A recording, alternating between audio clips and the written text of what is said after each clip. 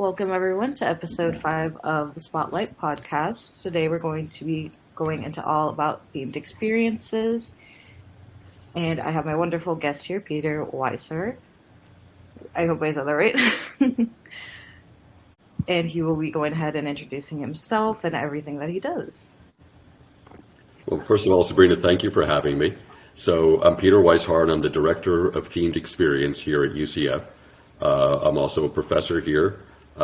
We have 2 different master's programs, and I oversee the MFA track in Themed Experience in theater and the MS in Themed Experience.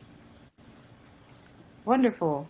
Can you go a bit more into like your background, any previous work experience you had, as well as what got you into teaching themed experiences to like future industry leaders and whatnot? Well, I'm an old guy, so I have a long background, but many years ago, I was an artist and a creative director for a gaming company in New York City. And my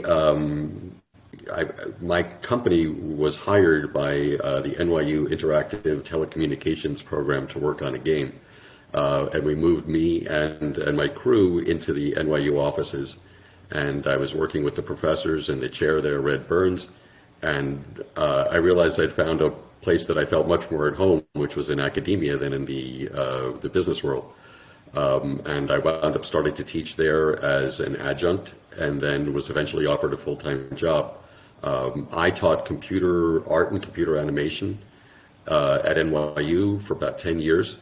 And then there was an opening for the Dean of Film, Digital Media, and eventually Performing Arts at the Savannah College of Art and Design.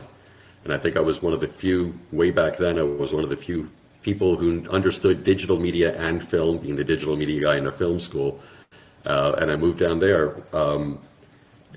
I had always been a tremendous admirer of the theme parks and themed experiences. And I saw those experiences very similar to that of a gaming, where you had a guest experience that was close to the user experience, where you had a nonlinear story you were telling that in both of them. But I found the theme parks to be that much more fascinating in that they were a physical environment that everybody would join together and share that experience rather than a game, which is mostly solo experiences. So when I was at SCAD, I lobbied very heavily and worked pretty hard to start the first academic program, and we called it Themed Entertainment Design there. And it was really very focused on design. I later went from SCAD to FSU, where I had an institute that was studying the themed experience, so it was much more academic there. And then about 7 years ago, I got recruited to come to UCF to start the same themed experience program here. We call it themed experience. We don't call it themed entertainment design because it's a much broader program, and the work that we do is applicable to museums and zoos, aquariums, retail, education, really any place where you can tell a narrative through the interaction with an environment. Of course, many of our students do gravitate towards the theme parks and the entertainment industry. Amazing. Can you share some of your most memorable memories or any moments that you've had while being a part of this industry? There were a few different, actually, as an educator, you probably look back at the success stories of the students, and those are the ones that you get most excited about. There's a scenario that's almost a cliche, actually, of students coming into my program, and they start out, they're a ride operator, but they have a background in the arts, and they really want to get into, be an Imagineer one day or something of the sort, and they're working in operations, and they're trying to figure out a way into it. And then before they graduate, they've got that dream job, and I was working late this morning, actually, and at 2 a.m. I got a note from a student that said she's just been offered a job as a senior architect for Walt Disney Imagineering. Wow. And she was working as an architect, doing civil architecture, and her dream was to do that. She's 2 years into the program, and I guess she was pretty excited about it because she emailed me at 2:12 a.m. to let me know.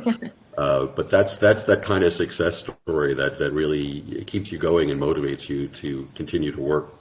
I think probably the classes that I've been most excited about were the first class that I did way back when I was at SCAD. We did a collaborative class with Walt Disney Imagineering. And the idea was to go behind the scenes and learn from the actual Imagineers, and students took off their spring break, and I volunteered my time in spring break, and we went down to Orlando and met with 40 or 50 different Imagineers, and they explained what they did. It was a 1 week class, or 1 week there at Disney World. When I moved down here and I started the program at UCF, I proposed a much more comprehensive version of that class, working with Universal. So now we have something called the Universal UCF Universal Creative Lab, and that's a full semester class. And the class starts meeting with the people at Universal. We travel behind the stage at Universal. And what you'll do is, like, for example, we'll meet with the engineer of the Velocicoaster, along with the designer of the Velocicoaster. And we're standing there with the plans for the coaster in front of the coaster. And they're explaining how they were working out literally the physics of the thing, the aesthetics, the theming. And then the students get to ride it, of course, at the end, and the class meets half the time there and then half the time on campus. And we have the people come from all the different aspects that are involved in the creation and production of themed entertainment at Universal. So we'll have lawyers, we'll have estimators, we'll have marketing, HR, producers, engineers, of course, the art directors. It's one of the more fascinating classes, and we have the people from research come and tell us, the data from talking to people who are in the parks about what they enjoy the most and what they gravitate towards, and how much of a return on investment you're getting for each new attraction you're adding to the park. So I think those have been the most, I guess, if you're a longer answer is the most exciting things for me are really the exciting classes and the success of the students. It's amazing. How exactly did the UCF Universal collaboration come to be? Was it that Universal Creative noticed everything you were doing with UCF and kind of wanted to help future those that would be a future of the industry, or was it connections? Well, we have this terrific advisory council of really notable industry leaders that are part of that are helping with our program. Bob Ward, who is a Lifetime Achievement Award winner from the Themed Entertainment Association, used to be the creative lead for Universal Creative. When I first came to Orlando, he set up a meeting with Mark Woodbury, who was the president of Universal Creative at the time. I had just come, and I was telling him my plans, I'm going to do this and I'm going to do that, and he was like, "That's great, Peter. Let's talk when you start running classes," kind of thing. And then a few years later, Mike West, who's also on the board, he arranged another meeting. At that time, we already had a very viable program, which was doing incredibly well in the industry. So I met with Mark Woodbury. Mike West arranged the meeting, and I had a proposal for the UCF Creative Lab there. I was very lucky. Mark was in a terrific mood that day. I actually met with him about an hour before they announced that he was going to be chairman of the board of Universal Parks and Resorts Worldwide. So, God, it was an easy sell because he was in a really great mood. And he brought in a bunch of his vice presidents into the meeting, and I proposed the class, and he thought it was so I had the backing from the very top. When we did our final critique for that class, Mark Woodbury, the chairman of the board, was in the critique. And the second time, his senior vice presidents were sitting around a table looking at students' work. So we literally have the top creatives at Universal who are excited about what we do. So it was a combination. It was the success of our program that drew us to them. It was also the connections that we'd made through the advisory council. Awesome. Since you did mention achievements a little bit as someone else had gotten, have you gotten any yourself? You know, I've been doing this for about 20 years, and when I started talking about creating an academic discipline, teaching themed experience and attractions, academia moves pretty slowly. Academia is very traditional in how we do things. So if you know, a new discipline is maybe 60, 70 years old. You know, film school is almost 100 years old. You know, actually, it's about 80 or 90. You know, so I was one of the first to say, you know, we can teach that design and production of themed experiences is different than other disciplines. There's a whole myriad of skill sets and knowledge that one needs to have to create an interactive guest experience. It seems pretty logical now, but at the time it was a hard sell. So last year, there's an industry organization called the TEA, the Themed Entertainment Association, and yeah, they gave me I got a plaque for starting the first program in themed experience. It was fun. Got to wear a tuxedo and stand up there and make a nervous acceptance speech. But it's great to get the recognition from the industry, to be quite honest with you. So they definitely caught you off guard with presenting you that award? No, they do it like the Nobel Prize. They call you out of the blue and tell you got the award, and then you get your tuxedo, and they give you you go to a big banquet, and there's like 1,000 people all dressed formally, and they shine a light on you with a band behind you, and they make it as uncomfortable as possible, you know. But it's fun, you know. I mean, and in retrospect, it's fun, and when you're there, it's a little terrifying.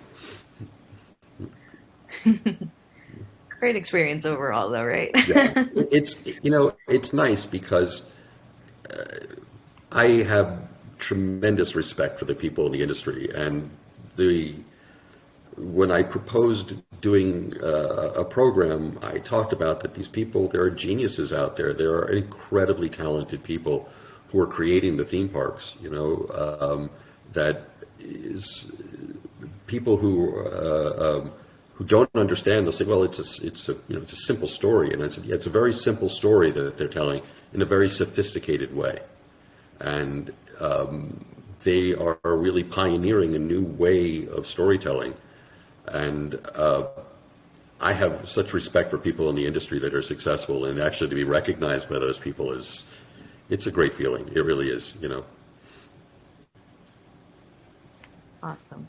Can you share any challenges that you've ever encountered during your time in the industry, or even if any students of yours have encountered any major challenges that you help them to overcome?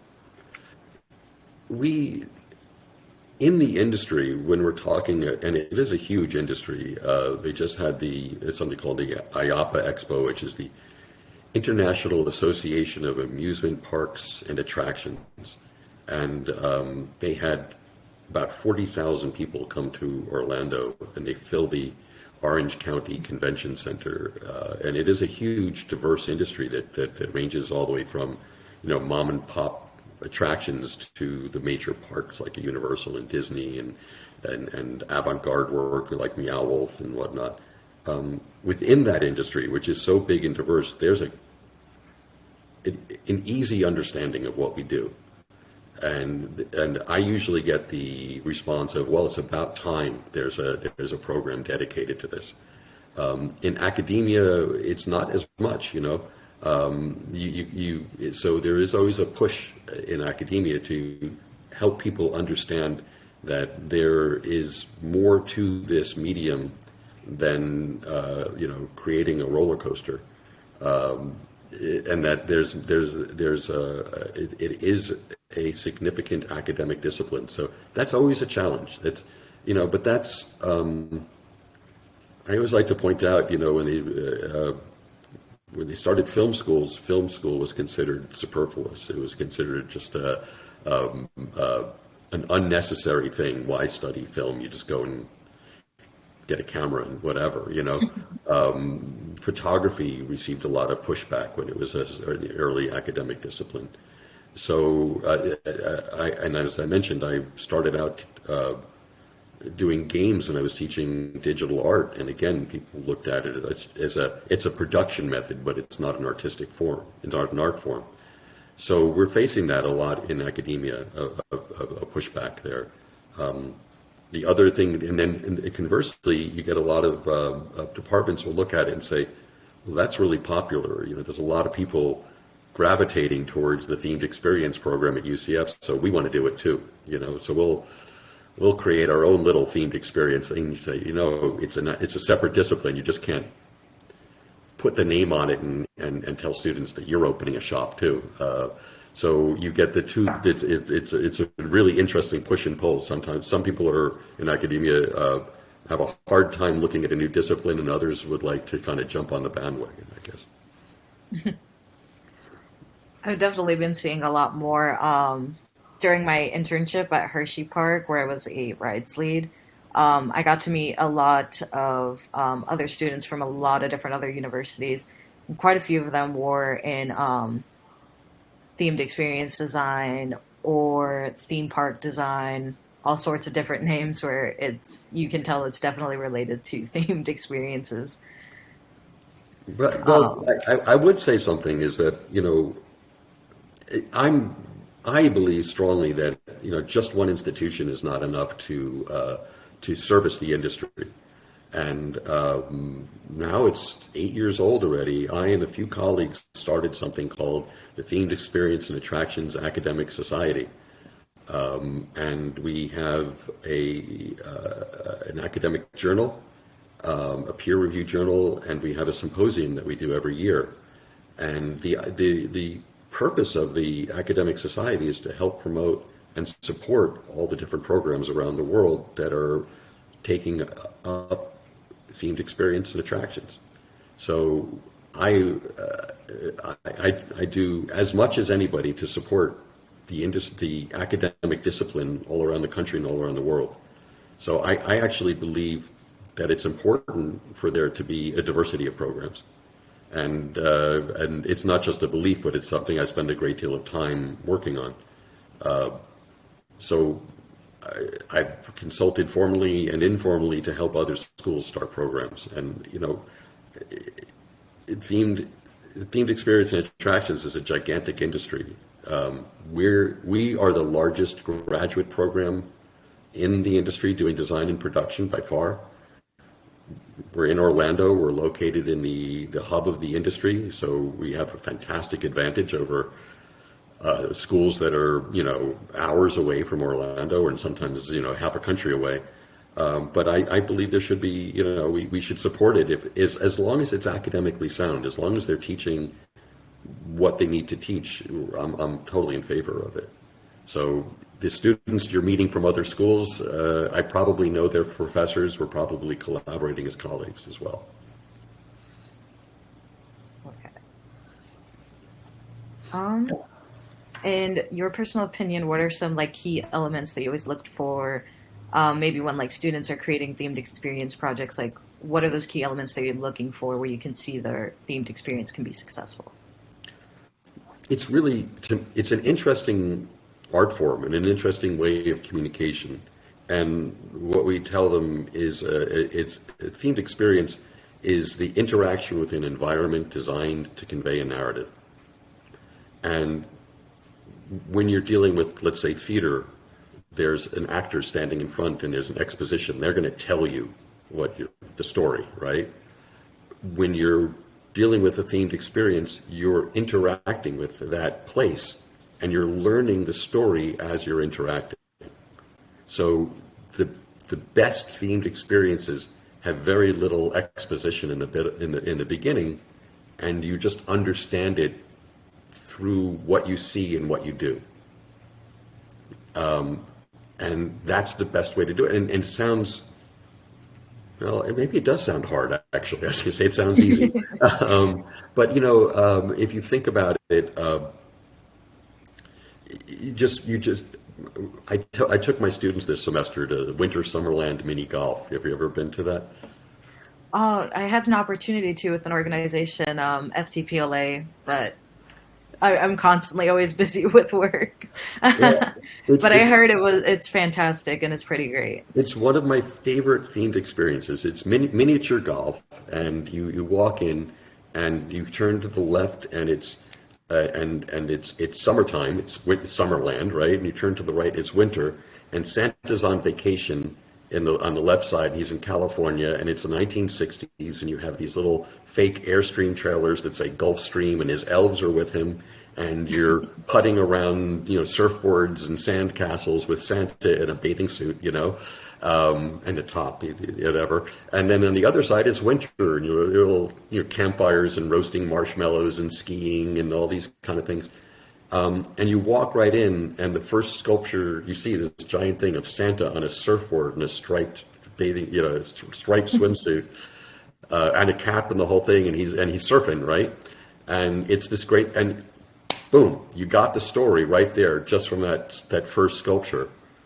You're on one side you're listening to Beach Boys music, on the other side you're listening to 60s Christmas music, and then when the two courses come together, you basically go in a house and you play where they're giving presents to the little kids, the kids, and you're putting around wrapped presents and whatnot.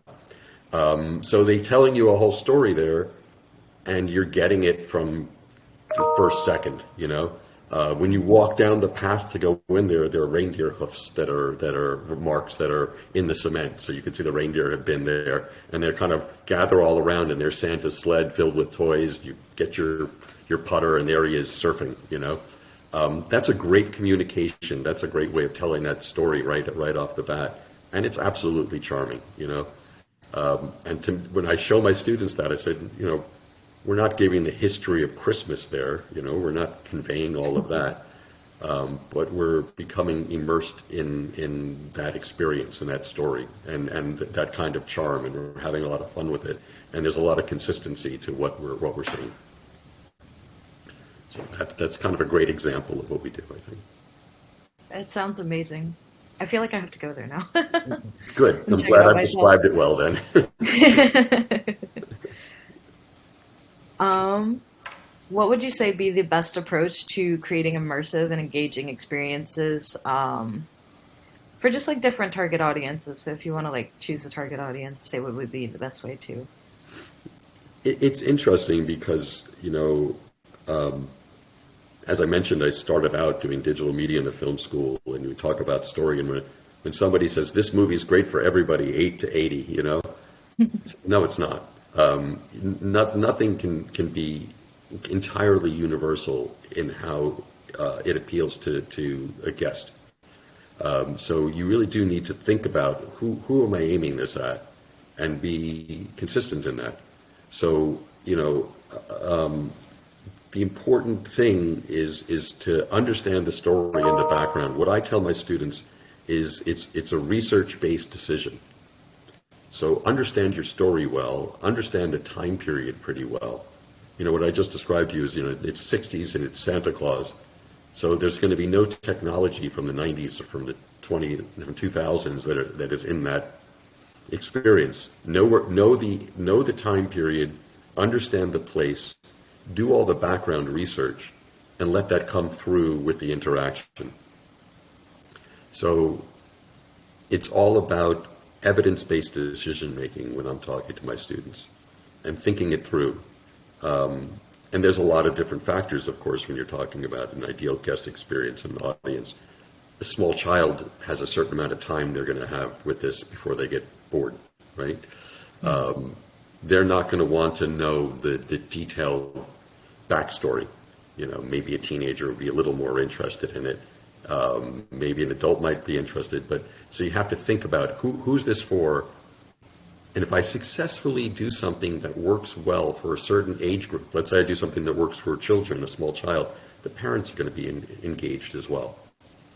If I'm not insipid in how I communicate with that child, the parents are going to be charmed by the way that I communicate it too.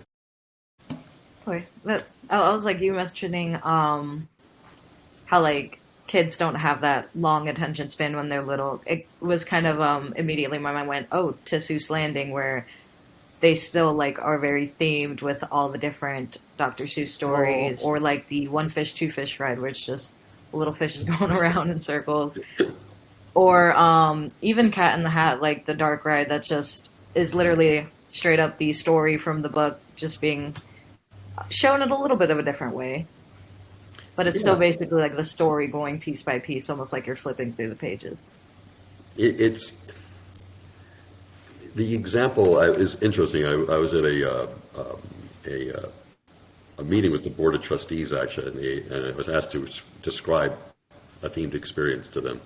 And I'll give you the same example that I gave them. When you're, if I was to talk to you about Paris, right? I could give you a great book on the history of Paris, and it could take you from the Roman invasion, the Gauls, through Napoleon to whatever, to modern times. So you'd understand a great deal about the history of where you are. I could show you a great movie about Paris, you know, and you get a kind of a nice feel and to see that and how to tell a story.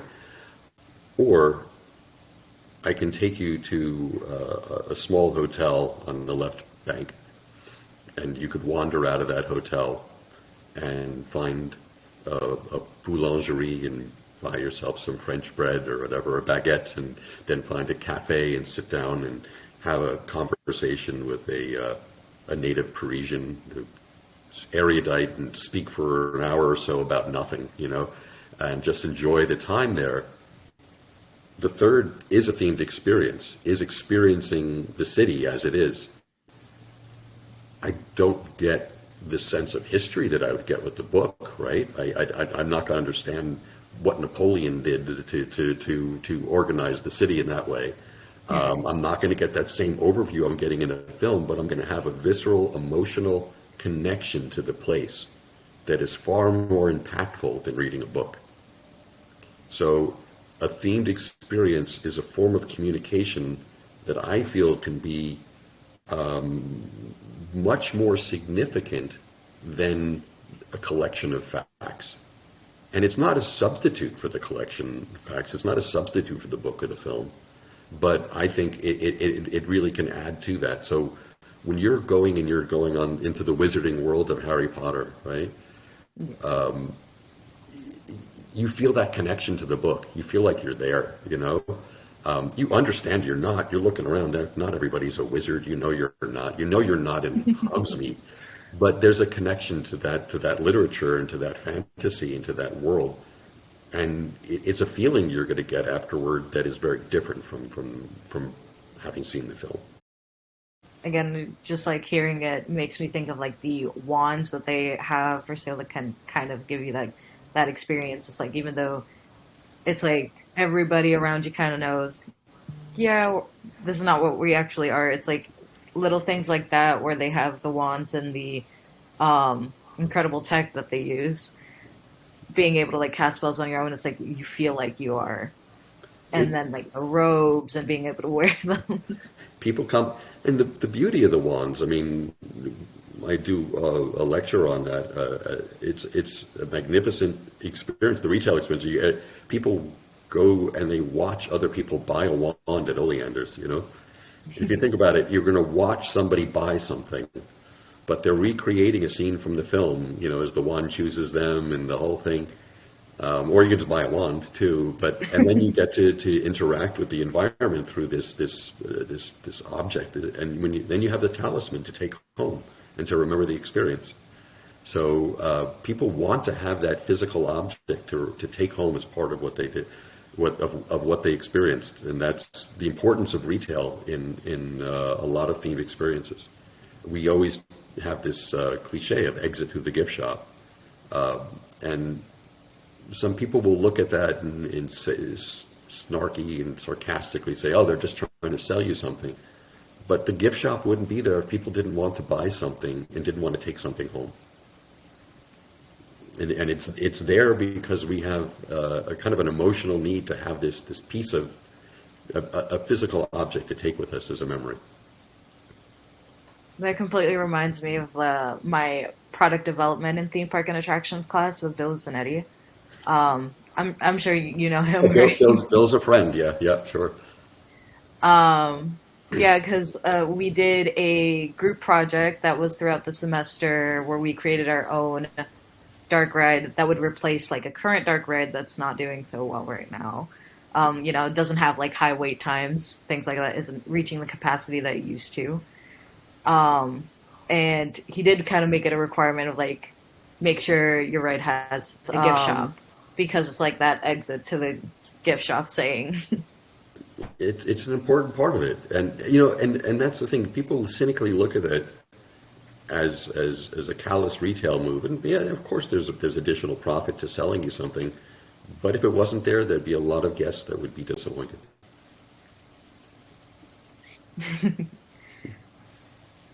All right. Are there any current technologies or trends that you see that you believe will have a significant impact on like the future of any themed experiences, or even maybe like the current development of what should be like future tech? Well, you know, VR was very popular a few years back, and that was, and you saw a lot of that being incorporated into theme parks and themed experiences. I used to do work in a lot of VR, and while I think it's terrific, it's also a solo experience that you're putting on a headset. And even if you're with a whole bunch of people, once you put on that headset, once you're looking through the goggles, you're by yourself. Maybe I see an avatar of you, but I'm still experiencing it as a solo experience, you know, ostensibly. AR changes that, in that I can augment the physical place. And I think a really successful example would be in Super Nintendo World, Mario Kart. So I have the AR, but I'm also sitting right next to you, and I'm seeing the world around me, but I'm playing. But the digital enhances the experience, creates a better feeling of speed, and I think that's something we're going to see more of, I believe. I know there's a few different experiences that are just a whole AR experience. You're walking around, you know. I don't. Yes, you have the headset on, but you can still see your friends and the people you came with, and still enjoy it together. So I think AR is going to be, for the foreseeable future, something that we're going to see more and more of. But I don't believe there's a substitute for a great physical ride with the props and the sets and the things that you're seeing and able to touch there. I don't think that's going to go away. I've heard about how heavily AR will be used in Super Nintendo World that we'll have soon enough at Epic. Super exciting. Have you ever gotten to experience that maybe in Hollywood or know somebody that has? That has, oh yeah, Yeah. I haven't been on the ride itself. I've been on the prototype of the ride here, in that lab class. I shouldn't say that. That's probably, yeah. So I've been on some of the. It's pretty amazing how they did it. We talked, and we learned a lot about the technology and the proprietary headsets that they utilized to create that experience.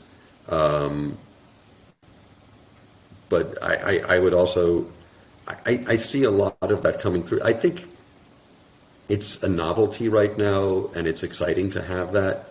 And if the resolution of the AR is refined more, and we're able to create an experience that feels more organic to the actual environment, I think it will continue to be successful. If not, it's going to be a trend like 3D movies, you know, where it was a big deal, and now there are some, but not as many anymore.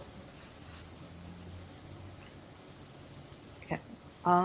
How would you balance creativity with storytelling and like with the practical and technical aspects?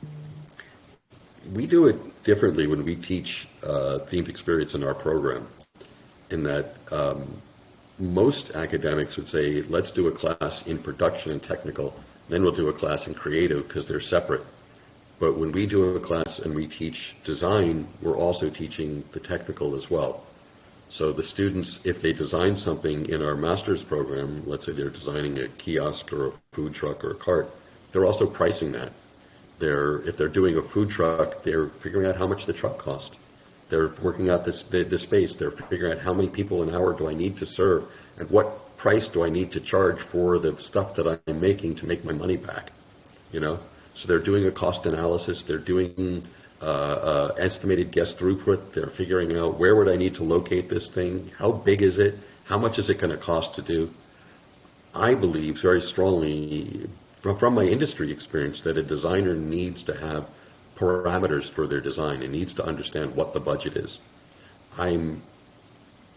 Most designers really enjoy the blue sky phase where anything is possible. I don't feel that's as valid as some people do, and I know that's not the most popular opinion in the design world, but I like to actually tell the student these are the parameters of what you're going to do. This is the amount of space you have, and this is the budget you have, and this is what you're trying to achieve, and then design within those parameters. And I think that's the way that we work it. So we don't have a separate class that just talks about the economics or production. Every single design class is also a production class, is also a class in how it's going to work in operations. Okay. I'm definitely a fan of the blue sky phase. I love going crazy and all out with crazy ideas, but I also do understand, like, when it comes down to it, it's like if you want to make a reality, you got to know where to cut certain things. It's fun to do that, you know. I mean, if I was working for one of the major parks and they were to say, hey, we're going to do a whole experience based on a new IP or, you know, established IP, and I know they can spend anywhere from, you know, they could spend anywhere from 250 million to $1 billion on this ride. Yeah, there's blue sky because I've got an almost infinite feeling of an infinite budget, you know. But the majority of the kind of work that a student's going to do or a person in the industry is going to do is going to have a budget and have a parameter to it that's different than that. Okay.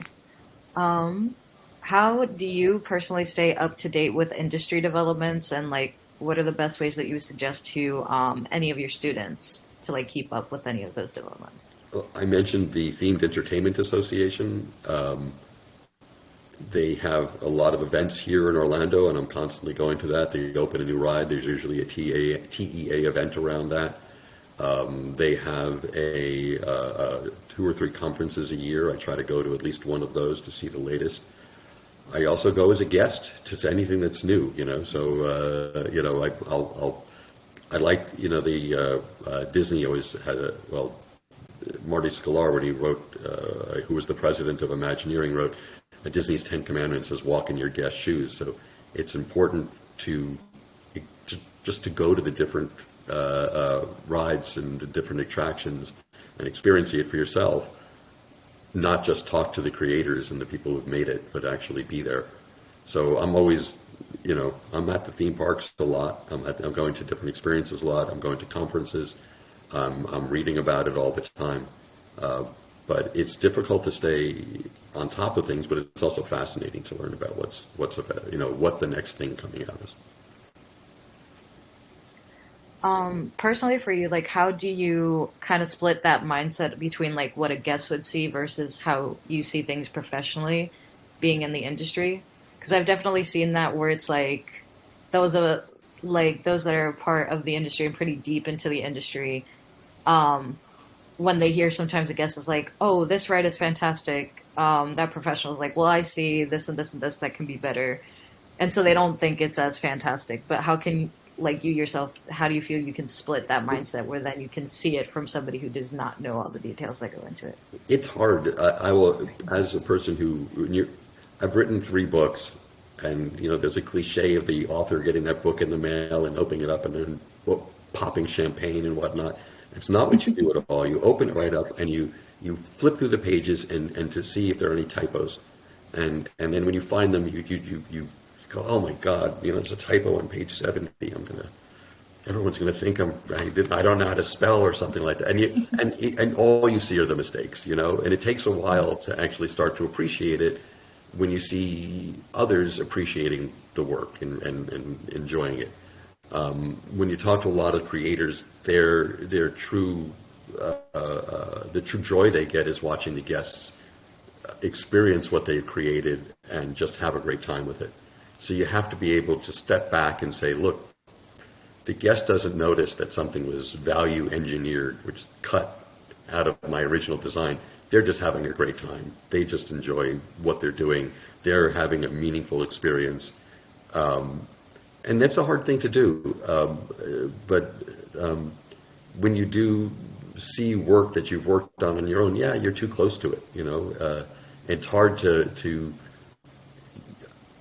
look at it knowing maybe that you had a design and an experience that you had thought of that was just too expensive, that had to be removed before the final. So sometimes you're always like, well, it's great, but you should see what I had planned. So I guess the answer is, as a professional, as a designer, you just have to see the reactions of other people who are experiencing what you've made. Okay.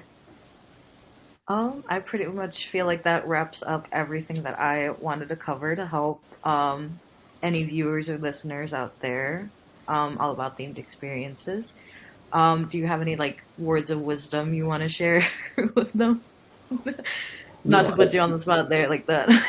I think it's a fascinating field that we're doing when we do themed experience and attractions. The people that I speak to who are successful in the industry have absolutely no regrets about what they do. It's not about the money. It's about the being creative and creating new worlds and sharing your vision with thousands of people who are just enjoying it. So I think it's a magnificent field, and I absolutely love being part of it, even if my part is educating those who are stepping out into it and are doing great things. Awesome. Well, thank you so much for taking the time to be a part of this podcast. It's greatly appreciated. Oh, thank you for having me. I appreciate it. All right. That pretty much wraps up this episode, everyone. Thank you for